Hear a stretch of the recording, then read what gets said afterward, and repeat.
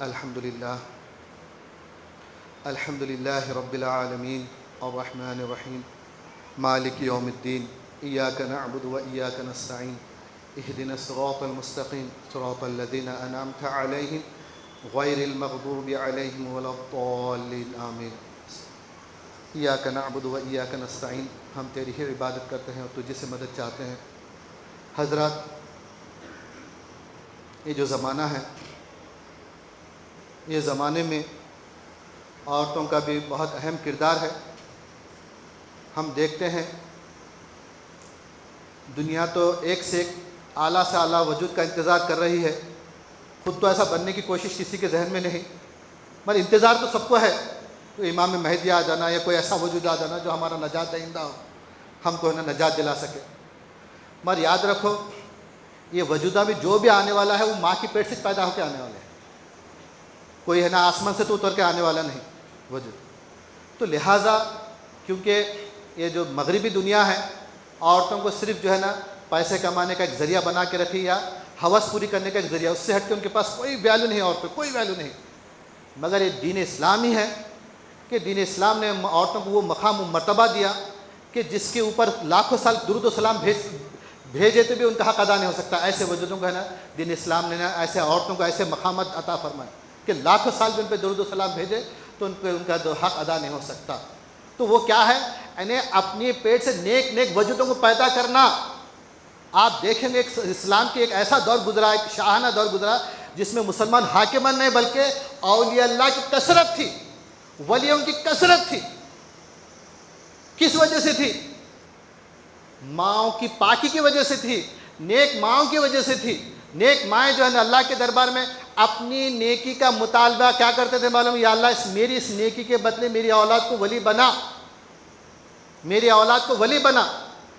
آج بھی ماں باپ ہے، آج کے ماں باپ کی دعا قبول کر رہا نہیں کر رہا بلکہ نہیں، آج کے ماں باپ کی دعا قبول کر رہا۔ آج کے ماں باپ ڈاکٹر انجینئر بنا دو، وہ بن رہے، اللہ وہ بھی ڈاکٹر انجینئر بن رہے۔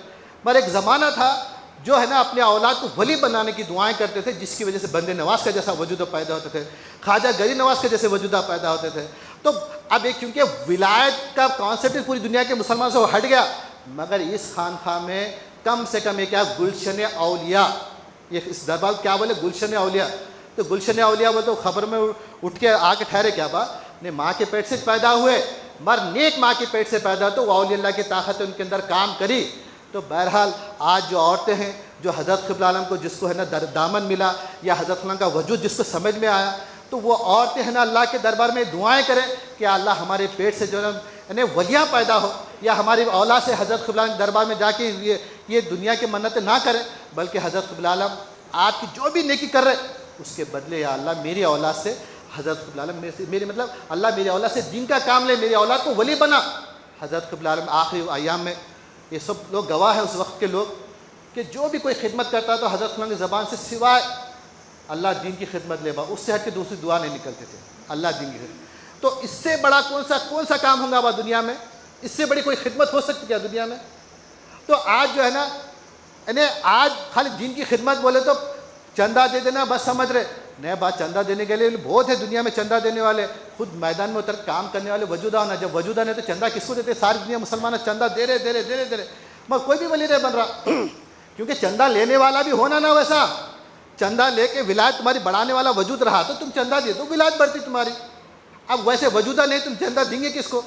تو بہرحال جو یہ جو دربار ہے، کم سے کم حضرت قبلہ عالم اس دربار میں اس گیٹ کے اندر دنیا طلبی نہیں سکھائے، دنیا ترقی سکھائے۔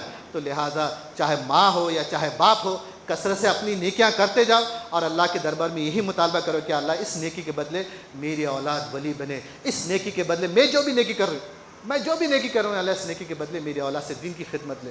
بہرحال اللہ تعالیٰ انشاءاللہ یہ آگے چل کے یہ جو انجمن کے دنیا نہیں پہچانتے اس کے اندر کون کیا بننے والا دنیا نہیں پہچانتے۔ جب اللہ ان سے میدان میں کام لیا تو ساری دنیا جھک کے آتی ضرور اللہ، کیونکہ جھکانے والا ساری دنیا، کیونکہ کام نظر نہیں آیا تو نہیں آ رہی بات۔ تو ہم مولا کی ذمہ داری ہمارے کندھوں پہ ہے۔